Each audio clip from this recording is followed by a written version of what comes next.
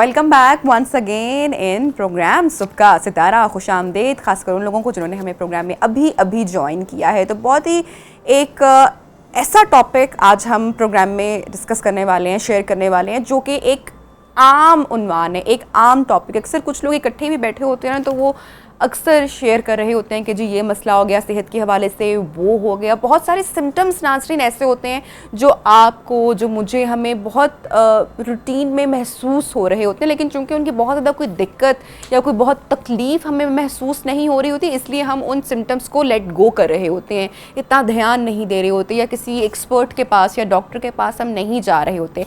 ऐसे कौन से सिम्टम्स हैं जो कि बहुत कॉमन है, बहुत आम है, और कौन से ऐसे सिम्टम्स जो कि बहुत अलार्मिंग है, जब आपको फौरी तौर पर डॉक्टर के पास जाना चाहिए? उनमें से एक की हम बात आज इन प्रोग्राम में कर रहे हैं, और वो ये है हाथों का, पाँव का सो जाना। नाज़रीन, ये एक ऐसी शिकायत है जो अक्सर लोगों को महसूस होती है।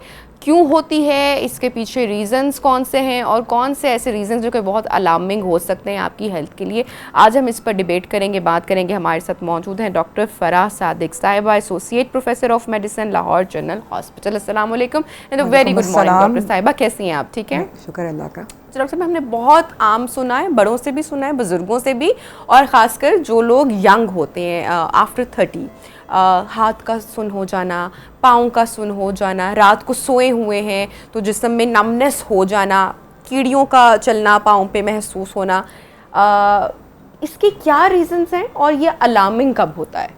अच्छा देखें, इस सिलसिले में ये है कि हम सबसे पहले जो इसकी जो सबसे ख़तरनाक कॉजेज़ हैं, जिनको वाकई जिनकी तशख़ीस होनी चाहिए और फिर उनका इलाज उस सतह पर होता है, उसको हमें देख लेना चाहिए। ठीक। सबसे पहले हम देखते भी वही हैं, रूल भी यही है। मतलब हमारे टांगों में, हमारे पूरे जिस्म में धागे धागे की तरह एसाब होते हैं, ठीक है, जिस तरह धागे होते हैं, जिस तरह खून की नालियाँ होती हैं, इसी तरह वो छोटे छोटे धागे होते हैं, और वो हमें महसूस करवा रहे होते हैं, वो हमें एहसास दिला रहे होते हैं। अगर हम गिरते हैं या हमें कोई चोट लगती है तो दर्द का एहसास या जलने का एहसास, या कोई आपको अगर छूता है तो इस चीज़ का एहसास, वो धागे या नर्व्स उनको कहते हैं हम अपनी लैंग्वेज में, खून की नालियों की तरह हमारे सारे जिस्म में फैले हुए होते हैं। तो सबसे पहले तो हमें ये देखना चाहिए कि जो शख्स इस चीज़ की शिकायत कर रहा है, क्या उसको इसका मसला तो नहीं है, कोई इनकी बीमारी तो नहीं है, इन नर्व्स की बीमारी तो नहीं है। अच्छा। अब वो नर्व्स की जो बीमारी होती है उसकी मुख्तलिफ वजूहात होती हैं, ठीक है। इसको न्यूरोपैथी कहते हैं हम अपनी ज़बान में, और इसकी सबसे बड़ी वजह जो हमारे यहाँ है वो है हाई ब्लड शुगर, जिसको हम डायबिटीज़ कहते हैं। ठीक। शुगर का मर्ज जो है वो जूं जूं बढ़ता है, अनकंट्रोल्ड होता है, जिन लोगों की शुगर कंट्रोल में नहीं रहती है, उनको उनके हाथ और पैर जो हैं वो सुन्न होना शुरू हो जाते हैं, और ख़ास तौर पे ये अलामात उनको रात को ज़्यादा तंग करती हैं। ठीक है। अच्छा डॉक्टर साहब, मैं यहीं पे सवाल इसमें ऐड करना चाहूँगी कि ये प्री डायबिटिक सिम्टम है, या आपको अब ये मर्ज हो चुका है तो ये सिम्टम बढ़ेगा, जो रात की आपने खास कर जी, ये शुगर जब हो जाती है और उसको काफ़ी साल गुजर जाते हैं तो शुगर की बहुत सी पेचीदगियाँ होती हैं, वो उसको उम्मुल अमराज कहा जाता है। शुगर को वो जिस्म के हर हिस्से को मुतासर करती है, और नर्व्स या एसाब जो हैं वो उनमें से एक है। तो वो उसको जब मुतासर उस वक्त करती है जब वो कंट्रोल में नहीं होती है, जब आप दवाई जो है वो या तो नहीं ले रहे, या अगर ले रहे हैं तो वो मौसर खुराक में नहीं ले रहे, कंट्रोल नहीं हो रही उससे शुगर, आप अपने डॉक्टर के पास नहीं जा रहे, उसको मॉनिटर नहीं कर रहे शुगर को, तो तब ये जो है मर्ज जो है वो। और डॉक्टर साहब, इसके साथ अदर सिम्टम्स कौन से हैं शुगर के हवाले से? या आपने बताया कि अब रात का टाइम ऐसा है। जी, उम्मुल अमराज इसको ये इसलिए कहा जाता है शुगर को कि ये आपकी आंखों की बिनाई, ये आपके जिल्द के इन्फेक्शंस, ये आपके गुर्दों को मुतासर करती है, ये आपके दिल को मुतासर कर सकती है। खुदा ना खास्ता शुगर के अमराज जो मरीज़ होते हैं उनको ज़्यादा इस चीज़ का चांस होता है कि उनको फालिज का अटैक हो। तो ये सारी चीज़ें जो हैं वो शुगर में होती हैं। उनमें से एक ये एसाब का मुतासर हो जाना भी होता है, क्योंकि उसकी वजह ये होती है कि शुगर का मर्ज जिनको होता है उनमें इन्फेक्शंस भी बहुत ज़्यादा होते हैं। लेकिन डॉक्टर साहब, हम अक्सर सुनते हैं ना, आपने बड़ी इसकी क्लैरिटी डिटेल में आपने दे दी, बता दिया आपने कि रात के वक्त होता है, कौन कौन से। अक्सर लोग इसको बड़ा इजी ले रहे होते हैं, डॉक्टर के पास ही नहीं जा रहे होते, कई वक्त शायद नहीं, बहुत देर तक एक ही पोजीशन में बैठे रहे, कंप्यूटर वर्क है तो वो इस वजह से हाथ, तो बड़ा नॉर्मल है। अक्सर लोग यही दिलासा यही देते हैं कि नहीं, तो नॉर्मल है, तो मुझे भी हो जाता है। तो ये इतना नॉर्मल नहीं है जो मैं समझ रही हूँ आपकी बात से। अच्छा, ये इसको फर्क कैसे करना है? इसको मैं क्लैरिफाई कर दूं। देखें, इसमें हमारा जो रूल होता है डॉक्टर्स का, वो ये होता है कि अगर मरीज हमारे पास आता है तो सबसे पहले तो हम देखेंगे कि कौन कौन सी बीमारियां जो है एसाब को मुतासिर करेंगी, जिसमें कॉमन मैंने आपको बताई है कि शुगर है, लेकिन इसके अलावा और भी बीमारियां हैं जिनको हमें देखना पड़ता है। कुछ दवाइयां हैं जो एसाब को मुतासिर कर देती हैं, ठीक है। कुछ बीमारियां हैं जिसमें कि जोड़ों का मसला, रूमेटाइड आर्थराइटिस जिसको हम कहते हैं, वो उसमें भी आपके एसाब जो हैं वो मुतासिर हो जाते हैं। कुछ कैंसर है कुछ ख़ास किस्म के, उनमें ये आपके जो एसाब हैं वो मुतासिर हो सकते हैं। कुछ दवाइयाँ हैं जो कि एसाब को मुतासिर, तो हमने ये सारी चीज़ों को 1 बाय 1 देखना होता है। आप फर्ज करें हमें इनमें से कोई भी चीज़ नहीं मिल रही और कुछ टेस्ट भी कराने होते हैं नर्व्स के हवाले से, तो जिस तरह ECG होती है दिल की पट्टी, इसी तरीके से हम देखते हैं कि हमारे एसाब सही काम कर रहे हैं, उनमें से जो सिग्नल्स ब्रेन तक जा रहे हैं वो सही स्पीड पे जा रहे हैं या उनमें कोई ब्लॉक आ रहा है। तो उसके लिए हम टेस्ट करवाते हैं कि वो देखने के लिए कि वो नर्व सही काम कर रही है कि नहीं। अब अगर वो सारे टेस्ट आपके नॉर्मल आ गए हैं और फिर भी आप इस चीज़ की कंप्लेंट कर रहे हैं कि जी हाथ पैर सो रहे हैं, तो उसकी एक बड़ी वजह तो ये हो सकती है कि अगर हम उसको मूव नहीं कर रहे, आप अपने जिस्म के किसी हिस्से को काफ़ी देर से आप एक ही पोजीशन में बैठे हुए, जैसे मैं अब इस तरह से क्रॉस लेग करके बैठी नहीं हूँ और अपने काम में मशगूल हूँ, मुझे नहीं पता चल रहा, तो वहाँ पे खून की सप्लाई कम हो जाएगी। जब वो कम हो जाएगी तो एक दिफाई निज़ाम हमारी कुदरत की तरफ से है कि वहाँ हमें एक डिस्कम्फर्ट फील होना शुरू हो जाएगा, ताकि हम जल्दी से उस चीज़ को हिलाएं। ठीक, क्योंकि अगर हम नहीं हिलाएंगे तो खून की सप्लाई मुअत्तल रहेगी और वो हिस्सा खुदा ना खास्ता। अच्छा डॉक्टर साहब, जो लोग फिजिकली बहुत एक्टिव रहते हैं उनको भी ये हो सकता है सिम्टम? आमतौर पे नहीं होता, लेकिन कुछ बाज़ औक़ात ऐसा होता है कि जो फिजिकली बहुत ज़्यादा एक्टिव है, एक्सरसाइज कर रहे हैं, उनमें नमकियात की कमी, वो उस वजह से बाज़ औक़ात जो है वो आपको ये अलामात आ सकती हैं। तो इसीलिए हम लोग तो ये सजेस्ट करते हैं, मैं तो अपने पेशेंट्स को भी और भी लोगों को ये सजेस्ट करती हूँ जिनमें कोई कॉज ना मिले, यानी पहले तो आपने बीमारियों को रूल आउट करना है, टेस्ट करवाना है, उनको मैं ये सजेस्ट करती हूँ कि आप ORS का पानी, अच्छा ठीक है, और वो 1 लीटर पानी आप लें, उसमें आप 4-5 लेमन निचोड़ लें अकॉर्डिंग टू योर टेस्ट, हस्बे जायका, और एक ORS का पैकेट उसमें डाल दें। अच्छा। और वो अपनी बोतल में रखें नमकियात को, ताकि नमकियात की जो कमी है वो होने ना पाए। अच्छा, समर्स में ज्यादा हो जाती है, समर्स में ज्यादा हो जाती है। लेमन निचोड़ने से उसका जायका बिल्कुल लेमनेड की तरह, जिसका स्कंजवीन हम पीते हैं, तो वो बहुत ही कुछ जायका बन जाता है। तो वो आप बगैर चीनी ऐड किए, हाँ क्योंकि उसमें ORS ऑलरेडी है, चीनी है, सब कुछ है, कुछ भी नहीं ऐड करना, सिर्फ लेमन्स, और वो बॉटल आप अपने पास जो है वो रखें। बाकी ये जो इन्होंने लोगों ने खीरे वगैरह डाले हुए होते हैं, इसका कोई सच नहीं, कोई मेडिकली कोई हतमी तौर पे इसका कोई सबूत नहीं है, लेकिन ये नमकियात की कमी आपके अंदर होती है और वो आपको ये चाहिए कि आप अपने पानी और नमकियात। अच्छा डॉक्टर साहब, एक और सवाल जो कि मैं इसी के साथ रिलेट भी करना चाहूँगी, चूँकि डायबिटीज़ की भी हम बात करें और चूँकि देखें ना सारे सिम्टम्स जो हैं वो एक बीमारियों के साथ वो रिलेट करें, भूख का ना लगना एंड भूख का ज़्यादा लगना, ये क्या इंडिकेट कर रहा है? अब भूख का, और उसके साथ वही सिम्टम भी हो रहा है जिसका हमने पहले तस्करा किया। अच्छा, अब भूख अगर आपको बहुत ज़्यादा लग रही है तो शुगर, जो आप जब डायबिटिक होते हैं तो उन लोगों को भूख ज़्यादा लगती है, प्यास ज़्यादा लगती है और वो वॉशरूम यूरिन के लिए बार बार जाते हैं। तो ये उसकी इंडिकेशन है भूख ज़्यादा लगना कि ये आपको जो असाब का मसला हो रहा है, आप अपनी शुगर चेक कराएं, कहीं उसकी वजह से तो नहीं हो रहा। तो ये बहुत ज़्यादा एक नॉर्मल सी बात है कि हमारे पास मरीज़ जो हैं वो इस तरह से आते हैं, शुगर उन्होंने नहीं चेक करवाई होती, हमारे यहाँ ये रवाज नहीं है। नहीं तो रूटीन के ब्लड टेस्ट 40 के बाद आपको करवाने चाहिए, जिनमें ब्लड शुगर है, आपका ब्लड प्रेशर आपको मॉनिटर करवाना चाहिए। और भूख का जो ना लगना है वो शुगर में आमतौर पे नहीं होता, बहुत आगे की स्टेजेस में जाके होता है, जब वो आपके इंहजाम के निज़ाम को शुगर इफेक्ट करती है तो आपकी अंतड़ियों और मैदे की जो मूवमेंट है वो कम हो जाती है, जिससे खाना ऊपर ही पड़ा रहता है और आपको भूख नहीं लगती। बाज़ औक़ात वो हरकत ज़्यादा हो जाती है मूवमेंट, और उसकी वजह से आपको पतले पखाने लग सकते हैं। जब एडवांस हो जाती है, ये मर्ज बढ़ जाता है, पेचीदा हो जाता है और बाज़ औक़ात ये होता है कि वो ऊपर ही खाना आपका जो है वो पड़ा रहता है। तो डायबिटीज़ का या शुगर का बार बार मैं इसलिए जिक्र कर रही हूँ कि सबसे कॉमन कॉज वो ये है। तो यानी कि अगर हाथ पैर आपके सुन हो रहे हैं, रात के वक्त ज़्यादा हो रहे हैं और वॉशरूम जाने की डिमांड आपको ज़्यादा हो रही है, अर्ज ज़्यादा फील हो रही है, प्लस भूख ज़्यादा लग रही है, तो ये तो क्लियर सिम्टम हो गए ना। तो इसके बाद तो टेस्ट करवाना ही फ़र्ज है आप पे। और वजन आपका कम होता जाता है। अच्छा, वजन कम होगा इसमें? भूख आपको ज़्यादा लग रही है लेकिन वजन आपका कम होता जा रहा है। डायबिटिक पेशेंट जो है उसका टिपिकल जो फीचर्स है ना वो ये हैं। और ऐसे मरीज़ को जो है ना, जो ये कहे, जो काफ़ी अरसे से डाइटिंग की कोशिश कर रहा है और अब वो बड़ा खुश होकर बता रहा है कि जी अब तो मैं खाता भी बहुत ज़्यादा हूँ लेकिन मेरा वजन गिर रहा है, तो दिस इज़ अलार्मिंग। तो आप फौरन अपना ब्लड शुगर का जो है वो टेस्ट करवाएं। और शुगर के लिए एज का नहीं है। 40 के बाद दूसरी किस्म की शुगर होती है जो दवाइयों से कंट्रोल होती है, और 40 से पहले भी लोगों को शुगर होती है जो इंसुलिन डिपेंडेंट होती है, यंग बच्चों को होती है, यंगस्टर्स को होती है, और उसमें हमें इंजेक्शंस लगाने पड़ते हैं, वो दवाइयों से कंट्रोल नहीं। अच्छा डॉक्टर साहब, अगर यही सिम्टम्स चूँकि हमारे आज के नमनेस के हवाले से ही, अगर ये बड़े बुजुर्गों में हों, फॉर एग्जांपल आपके घर में जो आपके पेरेंट्स हैं, कोई समवन नियर 60 है या इस एज ग्रुप में फॉल कर रहा है और उनको ये सिम्टम्स हो रहे हैं, तो ख़तरे की बात है, परेशानी की बात है?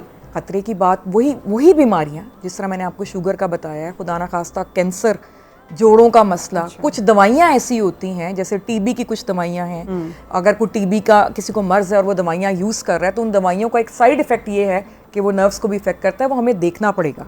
सबसे पहले हम देखेंगे कि उनका कोई मसला आ रहा है, कोई बीमारी तो नहीं है जो ये कर रही है।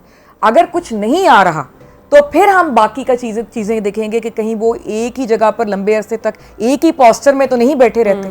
जिस तरह अक्सर आपने नोट किया होगा कि हम रात को सो रहे होते हैं तो कोई बाजू हमारा सर के नीचे आ जाता है, और जब हम सुबह उठते हैं तो वो बिल्कुल सोया होता है जी। और वो उसकी वजह जो है वो बहरहाल वो कोई खतरे वाली बात नहीं है। वो आपको ये चाहिए कि एक पोजीशन में आप बहुत देर तक ना रहें। लेकिन बुजुर्गों में तो ख़ास तौर पे हमें ये बहुत ज़्यादा मुहतात होना चाहिए, क्योंकि वो उम्र होती है बीमारियों की, कि हम सारी बीमारियों को देखें 1 बाय 1 करके और टेस्ट भी उनके करवाएं। डॉक्टर साहब, ये खून का गाढ़ा हो जाना ये भी एक बड़ी ख़तरनाक बात है, क्योंकि आहिस्ता आहिस्ता अगर हम इसको टाइमली क्योर नहीं करेंगे तो फिर ये अल्लाह ना करे कि क्लॉटिंग या दीगर जो मर्ज़ हैं बॉडी में, ये बहुत सारी बीमारियों को भी जन्म देती है। इसके क्या सिम्टम्स हैं और इसको किस तरीके से टेक केयर करना है, ख्याल रखना है, और उसमें भी यही सिम्टम्स होते हैं जिनका हमने जिक्र किया?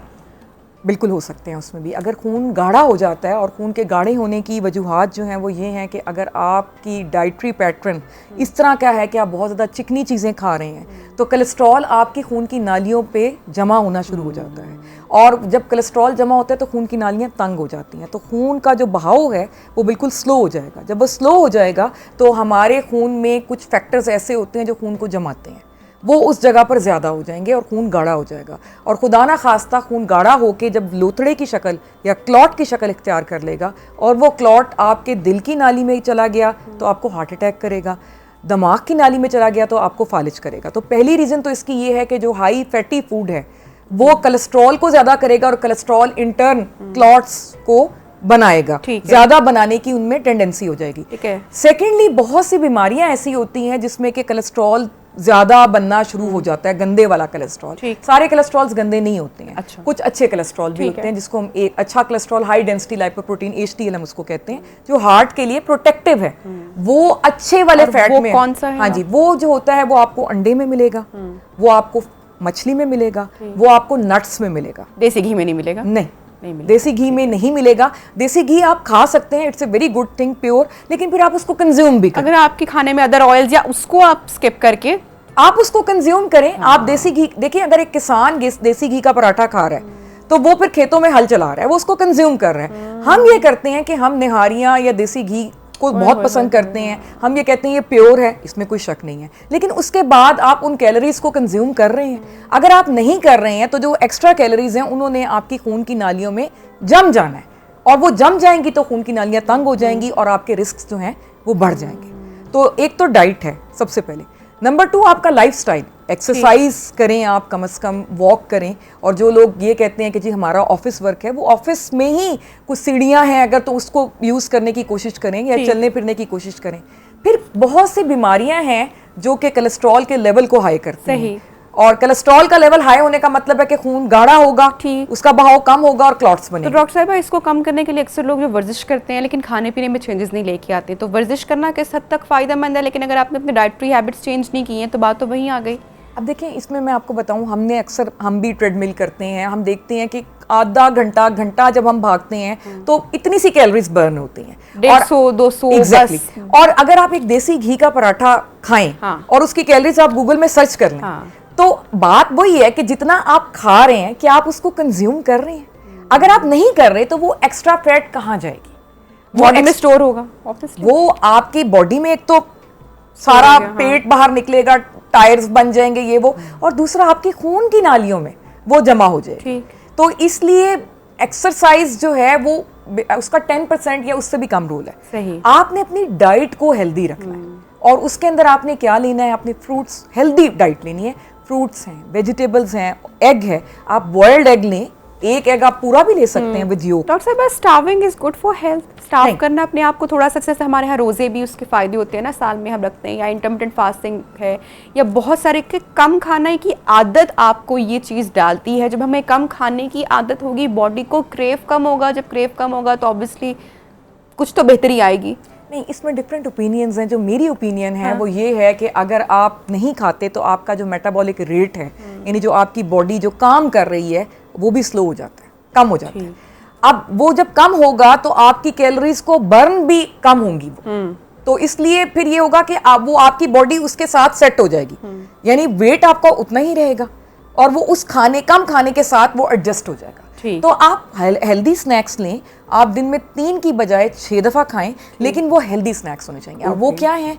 वो फ्रूट्स हैं, मिक्स करके खा लें, फ्रूट्स एंड वेजिटेबल्स को मिक्स करके खा लें, उसमें बॉइल्ड चिकन ऐड कर लें, उसमें आप बॉईल करके चने डाल लें, आप उसमें बीन्स डाल लें, रेड बीन्स, किडनी बीन्स आप डाल लें। आपको अगर क्रेविंग बहुत ज़्यादा हो रही है, आप ग्रिल्ड चिकन का एक पीस वो ले सकते हैं, आप कबाब ले सकते हैं।